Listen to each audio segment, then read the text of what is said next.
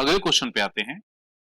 अगला क्वेश्चन मेरे साथ रीड करेंगे। Mister Kishore, employee of HUF, furnish following particular, basic salary 270 after deducting contribution to RPF 30,000 रुपए, employees contribution 30,000 same amount, interest PF account 9.5% 28,500, travelling allowance 2400, CA 10,000, bonus 15,000 और entertainment allowance 5,000। बोला गया unfurnished house Dharwar में दिया गया हुआ है, जिसके लिए 7,500 रुपए कंपनी पे करती है। रेंट पे मतलब बिल्डिंग को कंपनी ने खुद रेंट पे लिया, उसके बाद उनको अनफर्निश्ड हाउस दिया गया और उसमें से 600 रुपए पर मंथ उनकी सैलरी में से डिडक्ट किए जाते हैं। साथ ही साथ उनको फ्री गैस इलेक्ट्रिसिटी भी दिया गया है 500 रुपए पर मंथ के लिए।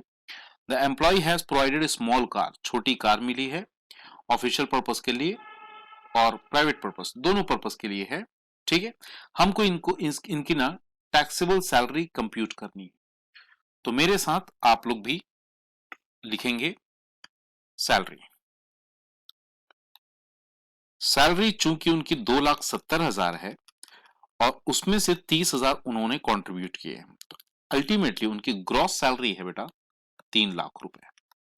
ठीक है, नाउ उनको CCA मिलता है, सिटी कंपनसेटरी अलाउंस मिलता है विच इज 10,000 एंड बोनस मिलता है which is 15,000। Next is entertainment allowance, EA। Entertainment allowance की वैल्यू है 5,000। नाउ यहां पे कंसेशनल रेंट अपने को कैलकुलेट करना होगा, कंसेशनल रेंट, और ये कैसे कैलकुलेट होगा? वर्किंग नोट नंबर 1 के बेसिस पे। वर्किंग नोट नंबर 1 हम देखेंगे जरा। हमको यहां पे लेना है 15% ऑफ सैलरी, और यहां सैलरी के लिए हमको कंसीडर करना होगा बेसिक सैलरी जो कि आपका 3,00,000 रुपए का है, प्लस 10,000 का बोनस और 5,000 रुपए आपका एंटरटेनमेंट अलाउंस, प्लस 15,000 और, तो इस सब का हमको लेना होगा 15%, जो आता है 49,500, जिसमें से हमने 600 रुपए रिकवर किए हैं पर मंथ, तो 600 इंटू 12 ये माइनस कर दिया जाएगा, तो फाइनली यहां पे कंसेशनल रेंट की वैल्यू बचेगी 42,300, जो कि एम्प्लॉय के हाथ में टैक्सेबल होगा। मेरे साथ आप लोग भी लिखिए 42,300। नाउ उनको गैस इलेक्ट्रिसिटी की फैसिलिटी भी दी गई है, लिख लीजिए गैस एंड इलेक्ट्रिसिटी, जिसकी वैल्यू आती है 500 पर मंथ, तो 12 मंथ का हो जाएगा 6,000। मेरे बच्चे स्मॉल कार भी दिया गया है, छोटी कार, छोटी कार का पर मंथ बनता है 600 इंटू 12 विच कम्स टू 7,200। मेरे बच्चे यहां पे आप ध्यान से देखिए, छोटी कार दी गई है, expense for private purpose are made by mister Kishore, तो यहां पे मिस्टर किशोर अपना खर्चा खुद उठाते हैं कार के रेस्पेक्ट में, इसलिए हमने यहां पे 600 लिया है, अदरवाइज हम इसको 1800 लेते। टोटल आ जाएगा 3,85,500, और आपको पता ही है इसमें क्या माइनस करना है, माइनस करना है आपको स्टैंडर्ड डिडक्शन विच इज 50,000, तो final answer will be 3,35,500। This is your final answer. तो ये क्वेश्चन कुछ इस तरह से बनने वाला है। हम आते हैं थोड़ा और आगे नेक्स्ट क्वेश्चन पे। Mister Gupta is working in transport company having salary of 11,000. The company has provided him accommodation for which 10% of his salary is deducted. ठीक है, आगे समझते हैं और क्या बोला गया है। Actual rent paid by the company for accommodation is 54,000. He is also receiving entertainment allowance. He provided by the company large car. Expense for personal use borne by the SSC himself. Member of SSC family have visited number of places to company buses for no fare had been charged. Total fare for all the visit during the accommodation during accounting year is 7,200. And next one is he is receipt of bonus to 2 month salary. ठीक है, चलिए तो जरा इसका calculation start करते हैं बेटा, मेरे साथ आप लोग भी लिखिए यहां पे। सैलरी, सैलरी की वैल्यू आपकी हो जाएगी 11,000 इंटू 12 विच कम्स टू 1,32,000, ये आपकी सैलरी हो जाएगी। उसके बाद आपको एंटरटेनमेंट अलाउंस मिलता है। एंटरटेनमेंट अलाउंस आपका 6,000। एंटरटेनमेंट के अलाउंस के बाद आपको कार मिली हुई है, तो वैल्यू ऑफ कार लिख लीजिए मेरे साथ। वैल्यू ऑफ कार, यहां पे वैल्यू हो जाएगी 900, चूंकि कार जो है वो आपकी लार्ज कार है, इंटू 12 जो होगा 10,800। Now transport facility, transport facility family को प्रोवाइड करी गई थी जिसकी वैल्यू 7,200 है। नाउ बोनस, बोनस भी हमको 2 महीने का कंसीडर करना है जो आ जाएगा 22,000। एक महीने की सैलरी 11,000 है। एंड फाइनली यहां पे लेना है आपको वैल्यू ऑफ कंसेशनल रेंट, ये कैलकुलेशन हमको अलग से करना होगा। ठीक है, चलिए पहले इसका कैलकुलेशन कर लेते हैं, देन वैल्यू पुट अप करेंगे बेटा। तो हमको यहां पे 15% ऑफ सैलरी लेना है। ऐसा इसलिए क्योंकि जो बिल्डिंग है वो कंपनी की नहीं है, उन्होंने खुद किराए पे लिए, उसके बाद आपको दिया गया है। ठीक है, चलिए मेरे साथ सैलरी का 15% लेना है आपको, तो 1,32,000 प्लस 22,000 प्लस 6,000। मेरे बच्चे यहां पे हमने बेसिक सैलरी लिया, एंटरटेनमेंट अलाउंस लिया एंड बोनस लिया। दीज आर पर्क विजिट, तो ये हमारे आरएफएच के डेफिनेशन में सैलरी के अंदर काउंट नहीं होगा। तो बस हमको इसका 15% कैलकुलेट करना है, बस इसका 15% चाहिए हमको। वैल्यू आ जाएगी 24,000। और चूंकि जो एम्प्लॉयर है वो अपने एसएससी से रेंट रिकवर करता है, रेंट रिकवर करता है जिसकी वैल्यू हो जाती है 13,200, तो हम माइनस कर देंगे 13,200। और ये 13,200 कहां से आया मेरे बच्चे? 10% of his salary is deducted, यहां से आया। तो हम उनकी सैलरी का 10% ले लेंगे, 10% of basic salary which is 1,32,000। इसका हम लेंगे 1,32,000 का 10% जो आता है 13,200। तो फाइनली यहां पे आ जाता है 10,800। और ये वैल्यू हमारे वैल्यू ऑफ कंसेशनल रेंट में कंसीडर की जाएगी 10,800।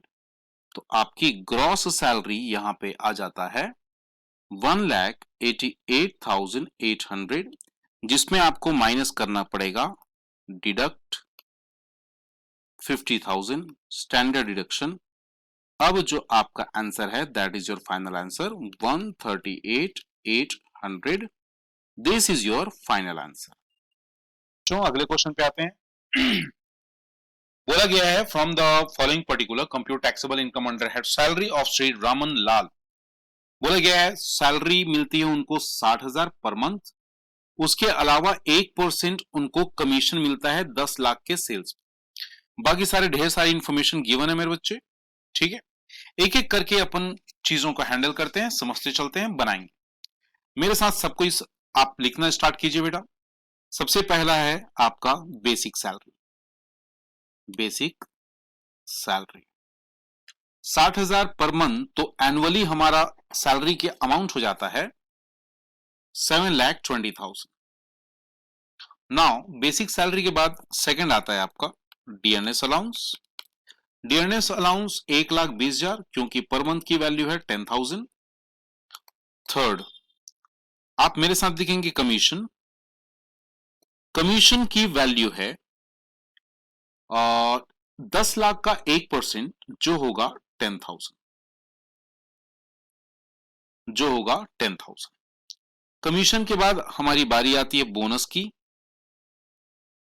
मेरे साथ आप लोग लिखते चलेंगे, बोनस वैल्यू है 32,000, क्वेश्चन में डायरेक्टली गिवन है, there is no need of calculation.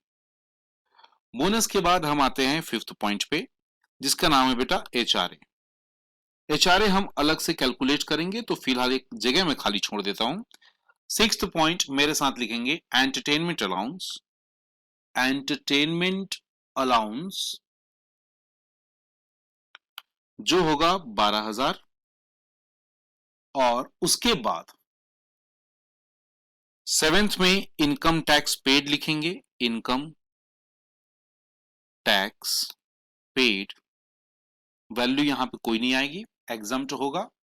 Next होगा gas electricity water, gas electricity and water, जिसका 500 सॉरी टोटल साल भर का 50,000 होता है, टोटल हम यहां पे 50,000 डाल देंगे। गैस इलेक्ट्रिसिटी वाटर के बाद आता है employer contribution to RPF. Excess आपका हो जाएगा मेरे बच्चे केवल 2%, क्योंकि दोनों का कंट्रीब्यूशन, जस्ट अ सेकेंड, 2% नहीं होगा, एक्चुअली इसको कैलकुलेट करना होगा 2.5% के लिए। तो ये भी हम थोड़ा सा अलग से वर्किंग नोट में शो करेंगे। तो हमारा working note 1 and working note 2 आएंगे मेरे साथ वर्किंग नोट नंबर 1 पे, जहां पे हमको कैलकुलेट करना है एचआरए। एचआरए के 3 क्राइटेरिया चाहिए होता है। सबसे पहला एक्चुअल रिसीव्ड, एक्चुअल रिसीव्ड, दूसरा rent paid minus 10% of salary, and third होगा 40% of salary, 40% of salary.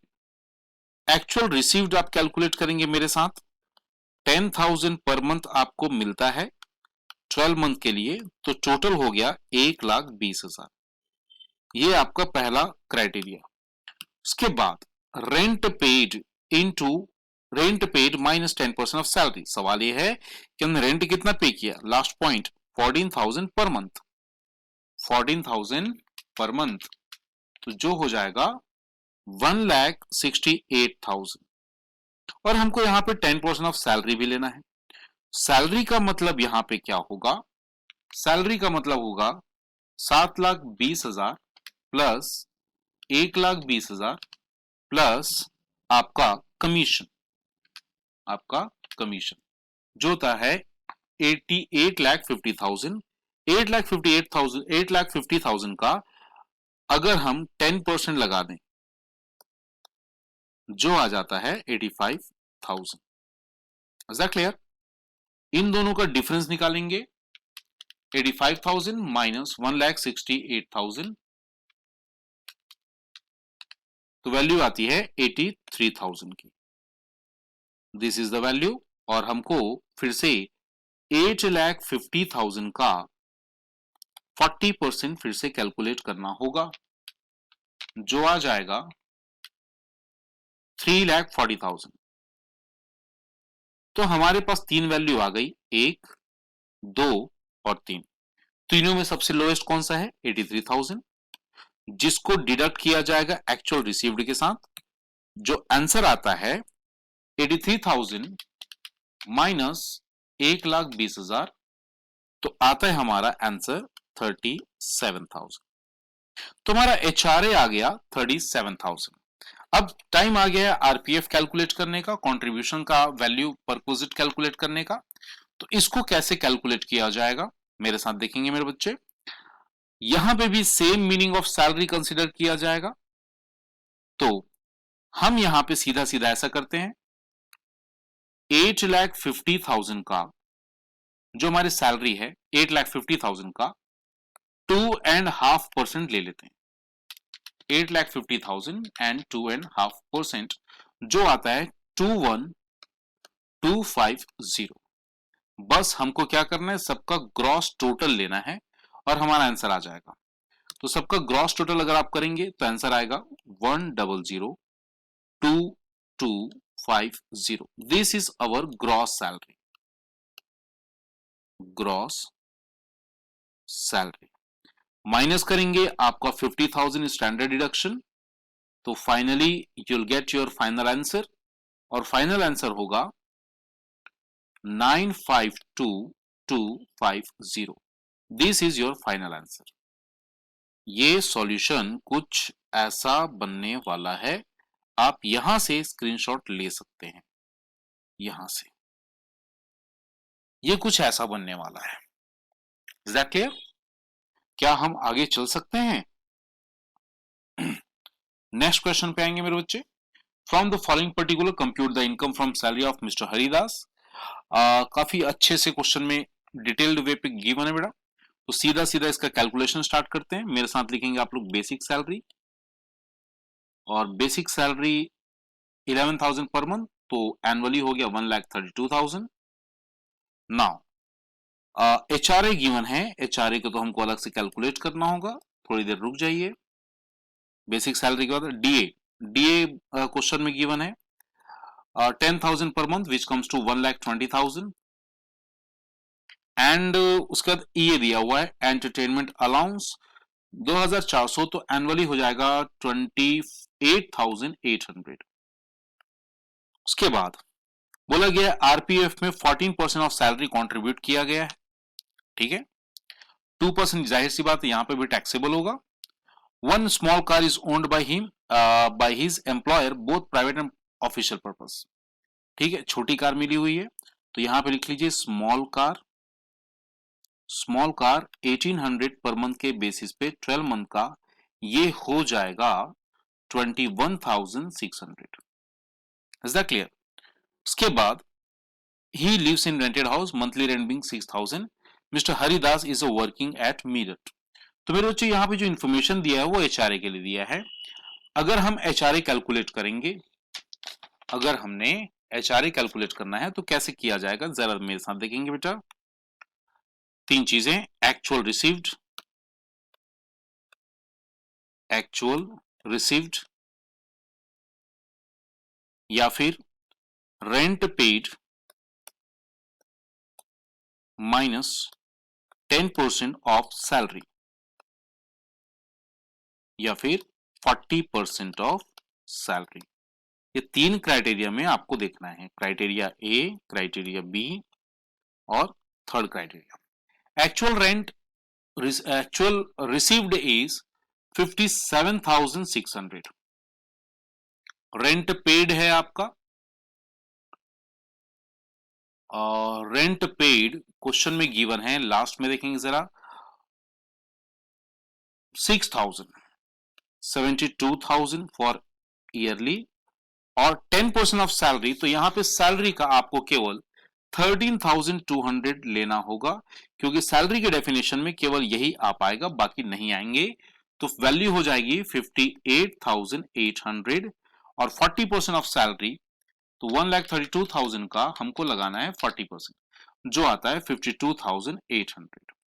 52,800 lowest will be exempt, remaining taxable. यहां पे लोवेस्ट 52,800 है और एक्चुअल रिसीव्ड है 57,600, तो दोनों का जो डिफरेंस होगा which is 4,800 will be taxable as HRA. तो एचआरए की जगह आप वैल्यू डाल दीजिए 4,800। Is that clear? हम आगे बात करेंगे मेरे बच्चे। अगला है employer contribution to RPF. Employer contribution, मेरे बच्चे यहां पे आपको सैलरी का जरा देखिए कितने परसेंटेज वो कंट्रीब्यूट करता है। वो कंट्रीब्यूट करता है 14%, मतलब 2% आपको एक्स्ट्रा लेने होंगे, ठीक है, 2%। और ये जो 2% है मेरे बच्चे, 1,32,000 का आपको कैलकुलेट करना होगा 2%। तो 1,32,000 इंटू 2% विच कम्स टू 2640।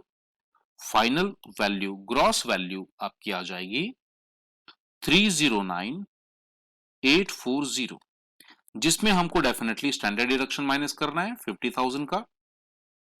तो फाइनली हमारे पास वैल्यू बचेगी 259,840, 259 and 840। I think this is your final answer. ये कुछ क्वेश्चन ऐसा बनने वाला है, आप चाहे तो स्क्रीनशॉट ले सकते हैं। हम थोड़ा आगे चलेंगे बेटा। Next question is Mr. Rangarajan was appointed of company in Chennai on the grade of 22,400, 30,000। ठीक, समझेंगे मेरे साथ में। ऑन 1 जनवरी 2018, तो पहले तो यहां पे हम सैलरी का कैलकुलेशन कर लेते हैं। ठीक है बेटा, सैलरी का कैलकुलेशन कैसे होगा मेरे साथ समझने की कोशिश करेंगे। बच्चे 1 जनवरी 2018 को उनकी ज्वाइनिंग हुई और उनकी सैलरी हो गई 22,000। ठीक है, 22,000 से स्टार्ट होगा, हर साल 400 रुपए बढ़ेगा। तो 1 जनवरी 2019 को कितना होगा 22,400। 1 जनवरी 2020 को कितना होगा 22,800। 1 जनवरी 2021 को कितना होगा 23,200 और 1 जनवरी 2022 को होगा 23,600। अब यहां पे सैलरी का कैलकुलेशन कैसे होगा मेरे बच्चे? सैलरी का कैलकुलेशन होगा 2021 में 9 मंथ, 2022 का 3 मंथ। क्या मेरी बात यहां तक आप लोग को समझ में आती है? चलिए, अगर आती है तो आप मेरे साथ नोट करना स्टार्ट कीजिए। यहां पे लिखिए बेसिक सैलरी।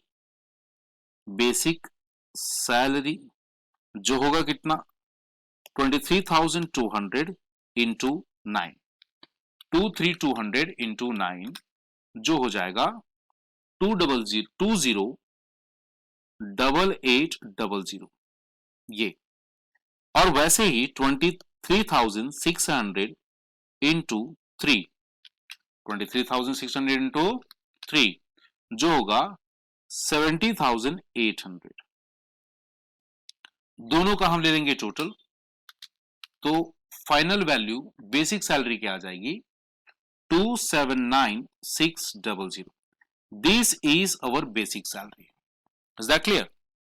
तो बेसिक सैलरी कैलकुलेट करने में ही प्रॉब्लम था, बाकी सारी चीजें तो इजी लग रही हैं। फिर बोला गया कि उनको डियरनेस अलाउंस मिलता है, डीए कितना मिलता है 50% ऑफ सैलरी। तो आप इसका जस्ट हाफ करेंगे विच कम्स टू 139,800।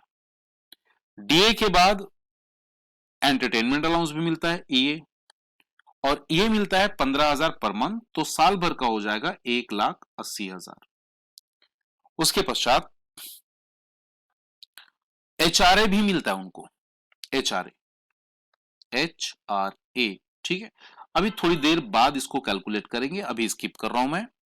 नाउ उन्होंने किराए पे 8,000 रुपए पर मंथ का, पर मंथ 8,000 रुपए पे बिल्डिंग किराए पे ले रखी है। मेरे बच्चे यहां पे एचआरए की वैल्यू नहीं लाएगी। क्यों नहीं लाएगी? आप ध्यान से समझिए, उनको एचआरए मिल रहा है 3,200 और वो खुद रेंट पे करते हैं 8,000। मेरे बच्चे जितना उनको एचआरए मिल नहीं रहा है उससे ज्यादा वो रेंट पे कर रहे हैं, तो एचआरए की वैल्यू नहीं लाएगी, कैलकुलेशन की आवश्यकता नहीं होगी। फिर हम आगे चलते हैं। स्वीपर, कुक, गार्डनर मिला है 200 पर मंथ ईच। तो स्वीपर, कुक और गार्डनर तीनों का टोटल होता है 600 रुपए पर मंथ ईच। 3 लोग हैं, तीनों का 600 रुपए पर मंथ होता है इंटू 12। क्लियर? इंटू 12 कर देंगे 12 महीने के लिए, जो हो जाएगा 7,200 तीनों के लिए। Is that clear? उसके बाद बोला गया है कि उनको 2 कार प्रोवाइड की गई, एक कार नहीं है 2 कार है। One of this is large and another is small, एक उसमें से बड़ी कार एक छोटी कार है, दोनों कार पर्सनल यूज में भी लाए जाते हैं, कंपनी सारे खर्च देती है केवल ऑफिशियल यूज के लिए। Cost of large car is 6 lakh and small car is 3 lakh, expense related to car are 80,000 and 60,000 respectively. अब मेरी बात को ध्यान से समझने की कोशिश करेंगे। यहां पे कार वर्किंग नोट नंबर 1 देखेंगे।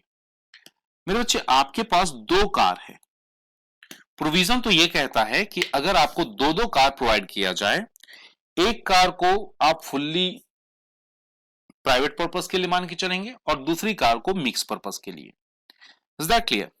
तो मेरे बच्चे ऐसा हो रहा है कि जो लार्ज कार है उसका वैल्यूएशन कुछ इस तरह से किया जाएगा। लार्ज कार प्राइवेट जो भी खर्च वो करते हैं उसका खर्चा वो खुद पे करते हैं, दैट इज वाई इसको हम मंथली बेसिस पे ले लेंगे 900 इंटू 12 जो हो जाएगा 10,800।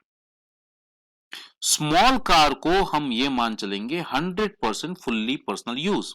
स्मॉल कार की वैल्यू है 3 लाख, मुझे 3 लाख का 10% कंसीडर करना है जिसकी वैल्यू आती है 30,000 और उसके साथ उसमें लगने वाले एक्सपेंसेस को भी ऐड करना है जो आता है 60,000। तो टोटल में ग्रॉस वैल्यू ऑफ कार आ जाएगी 1,08,000 जो मुझे यहां पे पुट करना है 1,08,000। क्या यहां तक मेरी बात समझ में आई बेटा?